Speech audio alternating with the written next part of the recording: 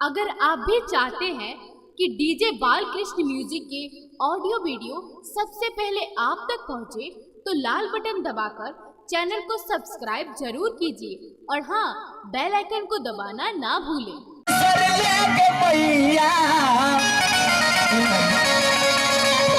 जिंदगी भले सुनसान गे जोगे मैया एकी केला जोगे मैया एकी केला हमरा बना दिल आने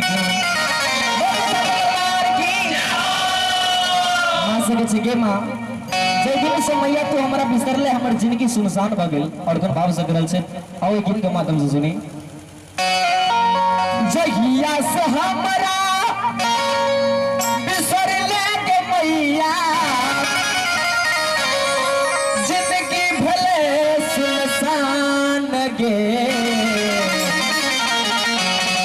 जोगे मैया की केला जोगे मैया की केला हमरा बना दिल आन गे के मैया के हमरा बना दिल आन गे जहिया से हमारा सरले के मैया जहिया से हमारा सरले के मैया जिंदगी भले सुनसान गे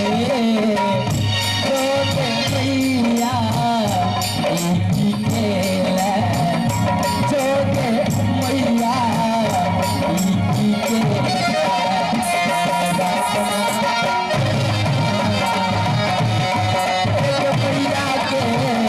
हमरा बना दिल आन गे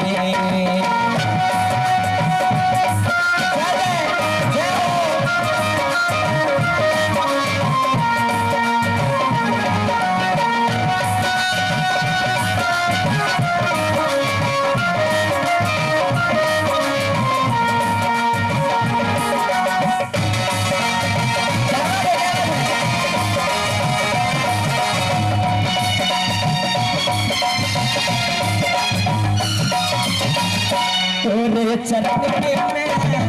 जियो गुजरिया तोरे भवन में मैं के उतला ओ मिरिया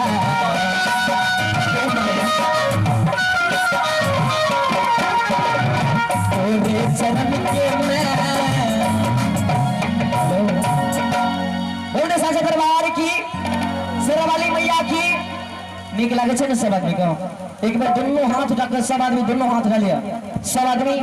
क्या की कहावत से एकटा कि मोबाइल में नेटवर्क ओतो पकड़े छै जब टावर हो छै भाई साहब मोबाइल में नेटवर्क ओतो पकड़े छै जब टावर हो छै आ ताली उ सब भक्त बजबै छै जकरा हाथ में पावर हो छै। तो एक बार सब आदमी हाथ में पावर नहीं छै एक बार सब आदमी दोनों हाथ में सब आदमी अहाँ सब भाई साहब सब अहाँ सब अहाँ सब पर खास करके ज्यादा ध्यान रखे अहाँ कतल के छी एक बार सब आदमी दोनों हाथ में सब आदमी और भजन के साथ साथ ताली बजाब छै अहाँ सब उठा न लियो शर्म नहीं करबाक छै भक्ति नहीं करबाक छै सब और भजन के साथ साथ जोगे मैया की केला जोगे मैया की केला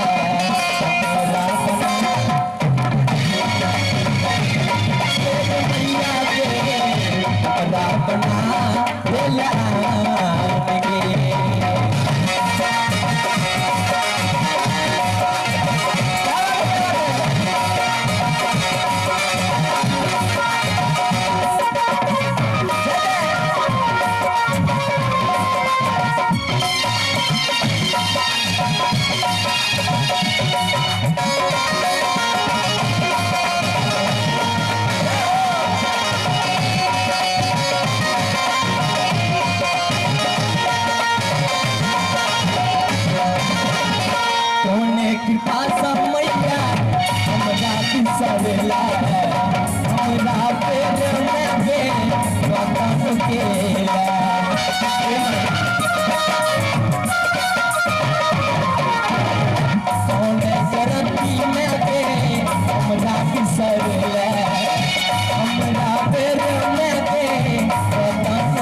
कोनो उपैया करे मैया कोनो उपैया करे ये मोरी मैया होयो मंदिर बाजार के बोल दे साजे दरबार की जय हो। और एक बात से तखन से मैया रानी के नाम पर जय करे लगा रहल छे मगर हमारे पांचों भाई पांडव अमरनाथ जी, विकास जी, कन्हैया कृष्ण जी और विनोद जी। आप एक बात बताओ जहाँ तक ई छे तब ना हमहू यहाँ गाबि रहल छे तो हिनका लेल के अगर हिनकर नियत खराब हो गए तो सब कार्यक्रम समाप्त छे। तो एक बार सब पांचों भाई पांडव के लिए एक बार सब आदमी जोर से ठकरी बजा दे सब आदमी और भजन के साथ साथ जोगे मैया जोगे मैया